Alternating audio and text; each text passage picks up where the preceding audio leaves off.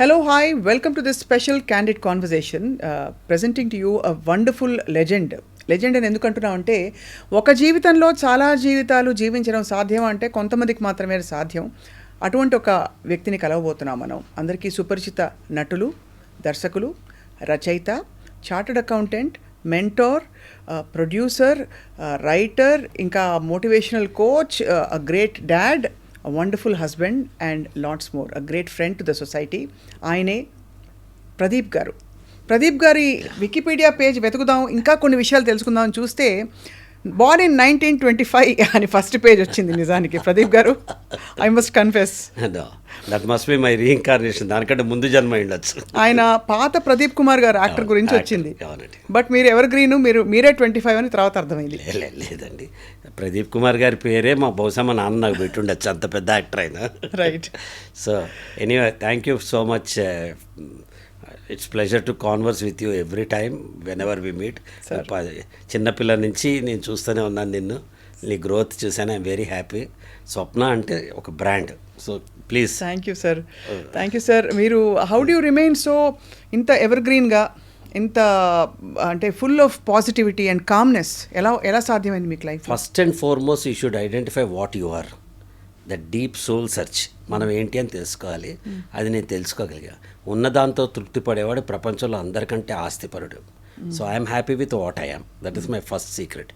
Number 2, I'm a continuous learner. So 27 ఏళ్ళ మా అబ్బాయి ఏం చేస్తాడో నేను అవి చేయాలని కోరుకుంటాను. కాబట్టి I learn from the next generation. So number 3, mutual respect. నీతో ఉన్నా అనుకో, ఇక్కడ నేనే అనుకుంటే అహం అవుతుంది, మనం అనుకుంటే అది జయం అవుతుంది.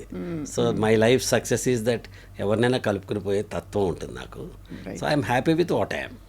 సో మరి మనం ఏమిటో ఐడెంటిఫై చేసుకోవాలని చెప్పారు కదా, ఈ దశావతారాల్లో ఇప్పుడు చెప్పాను కదా 10 రకాల వ్యాపకాలు, వృత్తులు, ప్రవృత్తులు ఉన్నాయి. ఇందులో నా నాడి ఏది అని మీరు ఎప్పుడు ఏ టైంలో పట్టుకోగలిగారు, లేదా ఎప్పటికప్పుడు అదేనా? అలా కాదమ్మా, నేను చేసుకుంటూ పోయాను. అన్ని 10 పనులు నేను చేయగలనన్న నాకు తెలిసిపోయింది ముందర. దానికి రీజన్, నేను యాక్టర్గా ఉన్నప్పుడే రాజ్ కపూర్ గారు ఫస్ట్ ఇన్స్పిరేషన్. డైరెక్టరు, ఎడిటరు అన్నీ చేసుకుంటాడు ఆయన.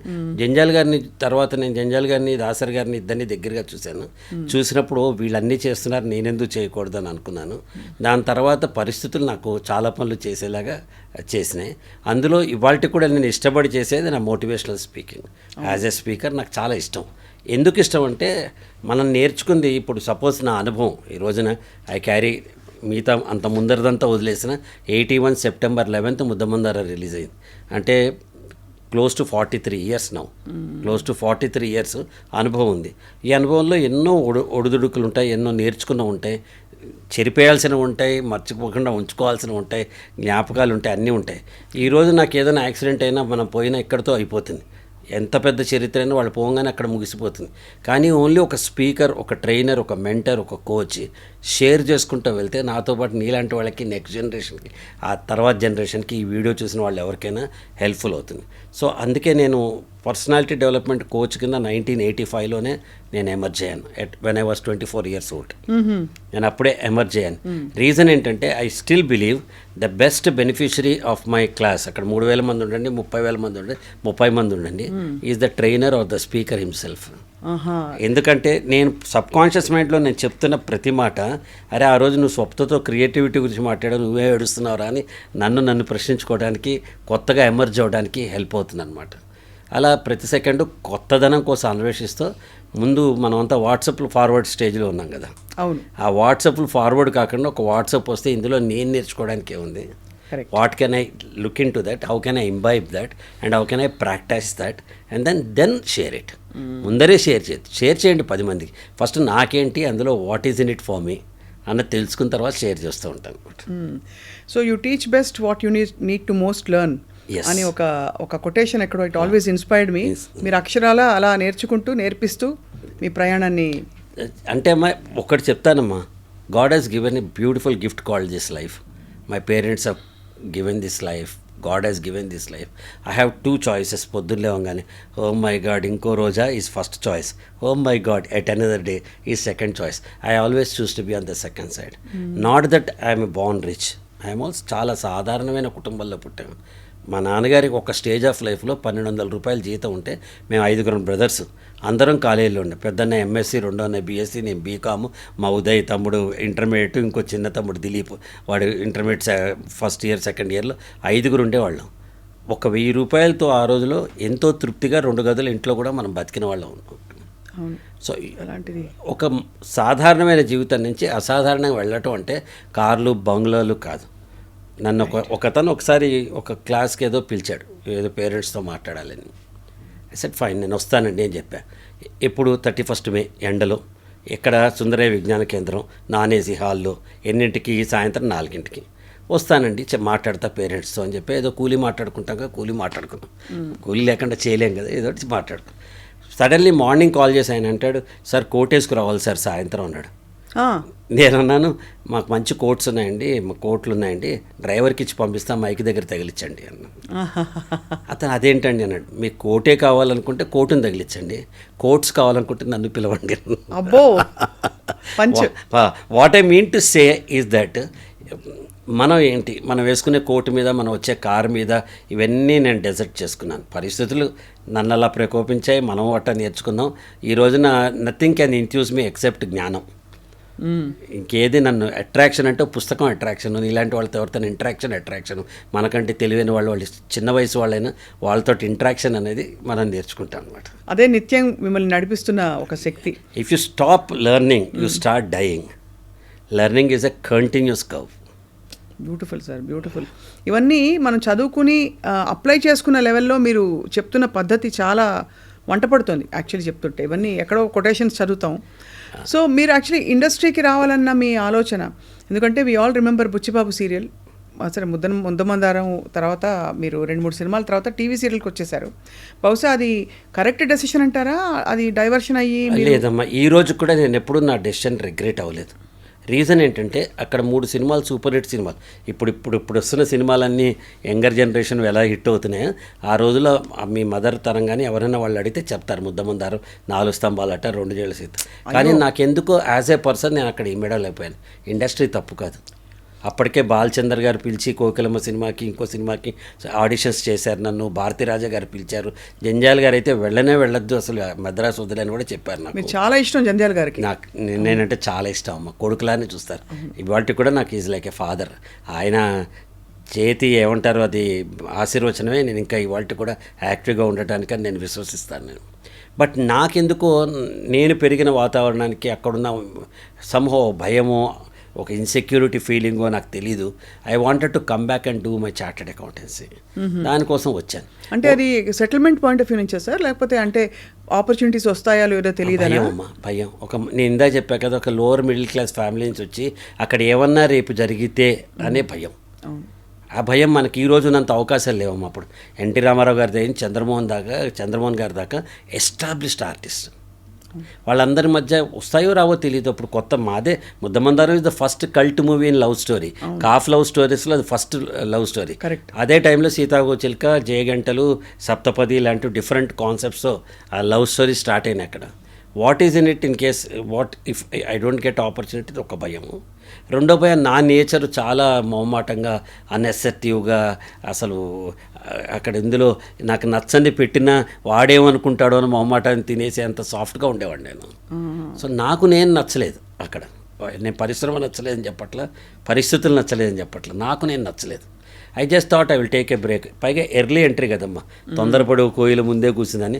19 ఏళ్లకే నేను హీరో అయ్యాను. కరెక్ట్, అవును. I was 19, Purnima was 15 at that time when we acted together. 19 is not an age to understand that to first generation businessman, that to 43 years back. Correct. It's అంటే అంత conducive atmospheres ఉన్నాయని నేను అనుకోలేదు. సరే, then I thought అప్పటికే జంజాల్ గారు ఇంట్లో పెట్టుకున్నారు. నేను ఎప్పుడు హోటల్లో దిగలే చెన్నైలో. దాని ముద్దమందారం ముందర కానీ తర్వాత కానీ ఇంట్లో పెట్టుకున్నారు. ఒక ఇన్సిడెంట్ చెప్తే మీరు ఆశ్చర్యపోతారు, వై ఐ లవ్ హిమ్ అన్నది. ఒక ఎండాకాలం చెన్నైలో మిట్ట మధ్యాహ్నం నేను బయట రూమ్లో కూర్చుని ఏదో బుక్ చదువుకుంటూ ఏదో చేస్తున్నా. ఆయన సడన్లీ బయటకు వచ్చారు. వచ్చి ఏం చేస్తున్నాను, బుక్ చదువు. ఇంత ఎండగా ఉంటే నువ్వు బయట రూమ్లో కూర్చున్నావు ఏంటి రా అని తీసుకెళ్ళి ఆంటీకి ఆయనకి మధ్య ఉన్న ప్లేస్లో నన్ను పడుకోబెట్టారు. ఆయన నాకంటే చాలా పెద్దవారు కాదు, 10 ఏళ్లే పెద్ద, కానీ ఒక కొడుక్కిచ్చిన స్థానం ఆయన ఎప్పుడు నాకు ఇచ్చారు. So how blessed I am. How blessed I am. అవును. సో జంజాల్ గారి పక్కన ఓ నిమిషం నుంచుంటేనే చాలు అనుకున్న రోజుల్లో ఆయనతో పాటు జీవితంలో పార్ట్ అండ్ పార్సలే. ఇవాళ కూడా ఈవెన్ ఎస్టర్డే మిస్సెస్ జంజాల్ గారు నాకు కాల్ చేశారు ఏదో విషయం మాట్లాడడానికి. అంత టచ్లో ఉన్నానమాట. సో అప్పుడు నేను వెనక్కి వచ్చేసి సీఏ చదువుకున్నాను. ఆ సీఏ చదివినప్పుడు నా కష్టాలు మామూలు కష్టాలు కాదు అసలు. ఇంతమంది జనం, ఒక హీరో. అప్పుడంతా చెన్నైలో ఉండేదమ్మా ఇండస్ట్రీ. హైదరాబాద్లో అక్కినే నాగేశ్వరరావు గారు నేను ఇద్దరమే ఉండేవాళ్ళం. కానీ గుర్తుపట్టేవారు అందరూ విపరీతంగా. అదే విపరీతంగా అమ్మ. నేనేమో బస్సులో ట్రావెల్ చేసేవాడిని, మనకి బైక్ కూడా లేదు అప్పుడు. ఆర్డినరీ పర్సన్ నేను. నథింగ్. 3 సినిమాల్లో డబ్బులు ఇవ్వలేదు సార్? ఇచ్చారమ్మా, ఇచ్చింది మా నాన్న. మేము ఉండటానికి కాస్త ఇంటికి వచ్చి రంగు వేయించుకుంటే అయిపోయింది, డబ్బులు వస్తాయి తప్ప. అండ్ ఆ టైంలో డిమాండ్ చేసే వాతావరణం లేదు, మీరు అసలు చేయరు. అసలు లేదు, జంజాల్ గారే చూసుకున్నారు కదా. నాకేం 3 సినిమాలు 5 సినిమాలు యాక్ట్ చేశాను. Whatever they have given we are very confident. Third picture వచ్చిన తర్వాత ఒక బైక్ సెకండ్ హ్యాండ్ కొనుక్కోగలిగాను నేను. అప్పుడు దాకా నేను మరి సిటీ బస్సులో వెళ్ళేవాడిని.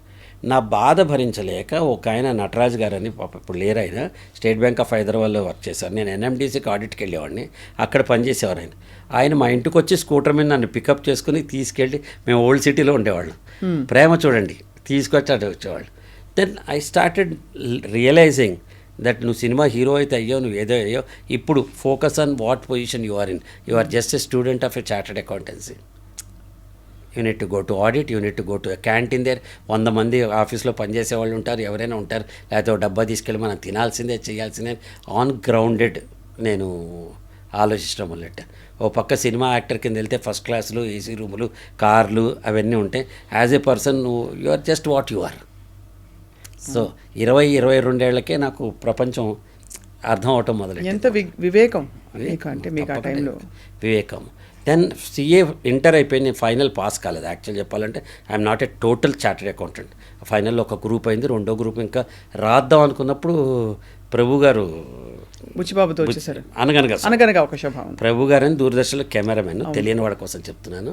ఆయన అనగనగా శోభ తీస్తున్నానని చెప్పి మా ఫాదర్ దగ్గరికి ఇంకో కేవి ప్రసాదరావు గారు అని ఇంకో యాక్టర్ ఉండేవారు, బాపు గారి సినిమాల్లో చాలా. ఆయన తీసుకుని మా ఫాదర్ దగ్గరికి వచ్చారు. మా ఫాదర్ అన్నారు, వాడు మానేసి చదువుకుంటున్నాడు ఇప్పుడు, ఐ డోంట్ నో, వాడిని అడుగుదామని చెప్పి. అప్పట్లో మా ఇంట్లో ఫోన్ కూడా ఉండేది కాదు. ఒక పీపీ అంటే ఇంటి వాళ్ళ ఇంట్లో ఫోన్ ఉంటే అక్కడ ఫోన్ చేసి 2 మినిట్స్ తర్వాత మళ్ళీ చేస్తా, ప్రదీప్ని వచ్చి నుంచోమని ఉండేవాళ్ళు ఎవరైనా. సరే వాళ్ళు వచ్చి చెప్పేవారు, ఎవరో ఒకళ్ళు అటెండ్ అయ్యేవాళ్ళం. ఫోను హైదరాబాద్లో ఫోన్ రావాలంటే 10 ఏళ్ళు వెయిట్ చేయాల్సి వచ్చిన పరిస్థితి అప్పుడు అట్లా ఉండేది. అవును. సో మా ఫాదర్ ఫోన్ చేశారు ఆఫీస్ నుంచి, ఇట్లా వీళ్ళు ఎవరో వచ్చారు, నువ్వు చేస్తావా లేదో, వాళ్ళు మళ్ళీ 5 o'clock రమ్మంటాను మా ఆఫీస్ దగ్గర, నువ్వు వస్తావా, you can talk to them. వస్తాను అన్నాను. దెన్ మా బ్రదర్ ఇంట్లోనే, మా శ్రీధర్ అని ఇప్పుడు అడ్వర్టైజింగ్లో కేవీ శ్రీధర్ పాప్స్ అంటారు, ఇండియన్ బాంబేలో ఉంటారు. ఇండియన్ అడ్వర్టైజింగ్లో is one of the top stars. ఇవాళ కూడా జస్ట్ గూగుల్, వికీపీడియా లింకింగ్ చేస్తే అసలు ఆయన ఎంత గొప్పవాడో తెలుస్తుంది. ఈ వాజ్ అట్ హైదరాబాద్. నేను తనని అడిగాను, టెలివిజన్ అంటున్నారు, షుడ్ ఐ నాట్ అని. మా అన్నయ్య కదా, నేను అన్నయ్యతో షేర్ చేసుకు. Immediately my brother said it is tomorrow's industry, just pop in అన్న. అంటే ప్రపంచం అంతా పడుకున్నప్పుడు ప్రభు గారు ఒక ప్రపోజల్ తీసుకొస్తే, అప్పటికే 3 సినిమాలు హీరోగా యాక్ట్ చేసిన ఒకడు ఇవాళకి కూడా 3 సినిమాలు యాక్ట్ చేస్తే టీవీ సీరియల్ అని అంటారు. అంటే ఇవాళకి ఇప్పుడు ఎంత ప్రతి ఇంట్లో టీవీ ఉన్నప్పుడు, అప్పుడు కేవలం యాంటీనా ఉన్న ఇంట్లోనే టీవీ ఉండేది కస్టమర్లు. అప్పట్లో సినిమా ఛాన్స్ రావడమే చాలా పెద్దది. అవి సినిమాలు వదిలేసి నేను ఎందుకో టీవీ చేద్దాం అనుకున్నాను. అనగనగా శోభ చేసేటప్పుడు వాళ్ళు ఒక డాక్యూ డ్రామాలనే తీశారు. ఆనెస్ట్గా చెప్పాలంటే ఆయన ఫుల్ ఎఫర్ట్ పెట్టి తీసిన 3 స్టార్ ఎలక్ట్రానిక్స్ బ్యానర్ మీద. Dharmavaram Subrahmanyam was the writer దానికి. అప్పటికి ఇంకా యాక్టర్ కాల. శిల్ప గారేమో హీరోయిన్, శిల్ప నేను హీరోయిన్. అందులో దేవదాస్ కనకాల గారు, పద్మనాభం గారు వీళ్ళు కూడా యాక్ట్ చేశారు. బట్ శిల్ప నేను ఇద్దరు హీరోయిన్. దానికి ఒక డాక్యూ డ్రామా లాగా భాగ్యనగర్ స్టూడియోలో షూట్ చేశారు. షూట్ చేసిన వెంటనే నేను I wanted to venture a bigger project. అప్పటికేంటి, ఇది కేవలం హైదరాబాద్ పరిధిలోనే అక్టోబర్ 13, 18, 18th October బ్రాడ్కాస్ట్ అవ్వడం వల్ల. దీనికంటే ఇది బ్రాడ్కాస్ట్ టెలికాస్ట్ కావడానికి ముందరే నేను బుచ్చిబాబు అనే సీరియల్, నండూరి విఠల్ గారు దూరదర్శన్ డైరెక్టర్గా ఉండేవారు. నాన్నగారికి ఇద్దరికి తెలుసు. నండూరి విఠల్ గారు దూరదర్శన్ డైరెక్టర్. నేను వెళ్ళి ఇట్లా నాకు అప్రూవల్ కావాలి అని అడిగితే ఆయన అన్నారు, నాన్న నువ్వు ఐ వాస్ హార్డ్లీ 24, 25, నువ్వు జాగ్రత్తగా ఆలోచించు, తీసుకో, ఇంకా మార్కెట్స్ ఎమర్జ్ కాలేదు, స్పాన్సర్ సీరియల్ అంటే చాలా రిస్క్ ఉంటుందన్నాడు. I wanted to take a risk అన్న. ఇద్దరు ఫ్రెండ్స్ ఉమేష్ గుప్తా అని ఓం ప్రకాష్ అని, వాళ్ళిద్దరు మార్వాడి నా ఫ్రెండ్స్, చైల్డ్హుడ్ ఫ్రెండ్స్. వాళ్ళు ముగ్గురు ఉన్నారు, ఏం కాదురా అందరం తలో లక్ష వేసుకుని తీసుకుందాం. ఆ రోజుల్లో లక్ష అంటే పెద్ద అమౌంట్ అమ్మ అసలు. అంటే అబౌట్ 85 లక్ష రూపాయలు అంటే పెద్ద. సరే ముగ్గురం పూల్ చేసుకుని ఒక 3 lakhs బ్యాంక్లో వేసి బుచ్చిబాబు అనే సీరియల్ తీశాను.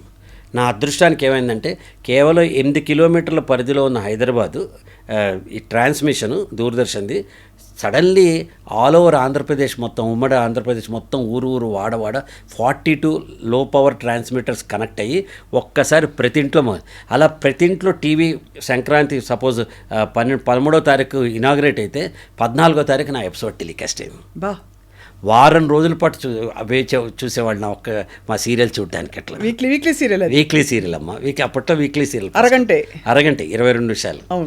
1 week వెయిట్ చేసేవాళ్ళు. ఎందుకు చిత్రల గారి సినిమా పాటలు చూడడానికి ఇప్పుడు మనం 1 నిమిషంలో ఇలా పెట్టి చూస్తున్న పాటలు ఒక వారం రోజుల పాటు చూసేవాళ్ళు. చిత్రమాల అయితే బహుశా అది లాస్ట్లో తెలుగు పాట వస్తుందని వెయిటింగ్. చిత్రమాల లాస్ట్ 3-4 minutes ఉంది, ఇప్పుడైనా తెలుగు పాట పడుతుందని వెయిటింగ్. రాకపోతే ఆ రోజు డిసప్పాయింట్మెంట్. నేను ఒక ఎగ్జాంపుల్ ఒక ఎక్స్పీరియన్స్ చెప్తాను. నేను బుచ్చిబాబు కుర్రాళ్ళే 2 సీరియల్ తీసాక 3rd సీరియల్ పెళ్లి చూపులు చేశాను. ఆ టెలికాస్ట్ అవుతున్న టైంలో విజయవాడ నుంచి అంబాసిడర్ కార్లో వస్తున్న హైదరాబాద్. అప్పట్లో అంబాసిడర్ కార్లు వేడెక్కిపోవడం, కాసేపు దానికి డ్రైవర్లతో చిత్రమైన హింస ఉండేదన్నమాట. ఆ డ్రైవర్ సూర్యాపేట వచ్చాక ఒక 1/2 hour కావాలి నాకు టైం అన్నాడు. ఇట్ వాజ్ అరౌండ్ 7 o'clock మా సీరియల్ టెలికాస్ట్ అవుతుంది. నేను అటు చూస్తే ఒక ఇంటి మీద పైన యాంటీనా ఉంది. యాంటీనా ఉంటే మన కస్టమర్ గ్యారంటీ వాడు. ఇంకా వెళ్ళి తలుపు కొట్టే సమ్ రెడ్డీస్ ఫ్యామిలీ వాళ్ళు. ఎట్లా నువ్వు ఒక ఆశ్చర్యంగా చూశారు. నేను ప్రదీప్ అండి ఇట్లా సీరియల్ టెలికాస్ట్లో చూద్దాం అనుకుంటున్నాను అన్న. రెండు లోపల తీసుకెళ్తే అమ్మ, లోపల ఇంత పెద్ద హాల్లో 100 మంది చూస్తున్నారమ్మా దాదాపు. అబ్బో, అప్పట్లో ఒక టీవీ ఉంటే చుట్టుపక్కల వాళ్ళందరూ వచ్చి చూసేవాళ్ళు. 100 మంది చూస్తున్నారు. వాళ్ళందరూ ఎలా చూశారంటే నన్ను రాత్రి 11 దాకా వాళ్ళు భోజనం పెడితే కానీ పంపించను. అటువంటి ప్రతి ఇంట్లోనూ వాళ్ళ మనసుల్లో ఓ చిన్న స్థానాన్ని మేమంతా తొలితరం, నేను ఒక్కడనే అని చెప్పను. అశోక్ అవ్వచ్చు, అచ్యుత్ అవ్వచ్చు, అశోక్ రావు అవ్వచ్చు, లేకపోతే ధర్మవరం సుబ్రహ్మణ్యం అవ్వచ్చు, సివిఎల్ అవ్వచ్చు, శిల్ప అవ్వచ్చు, సుధారాయణ అవ్వచ్చు, మా బ్యాచ్లో ఉన్న వాళ్ళని తర్వాత రోజుల్లో రూపాదేవి గారు, మంజులా నాయుడు గారు, వీళ్ళవచ్చు. వీళ్ళందరూ ప్రతి ఇంట్లో ప్రతి మనసులో మాకు ఒక కుర్చీ వేసి మమ్మల్ని పెట్టుకున్నారు. Correct sir. ఎందుకంటే అప్పటిదాకా డబ్బిచ్చి కనిపించని స్టార్స్ మనకు డబ్బు లేకుండా ఇంట్లోనే కనిపించటం, వారం కనిపించటం, కథ వినిపించటం, అది ఒక తెలియకుండా ప్రజల జీవితంలో మమేకం అయిపోయాను. అవును, అది నాకు చాలా కిక్ ఇచ్చింది.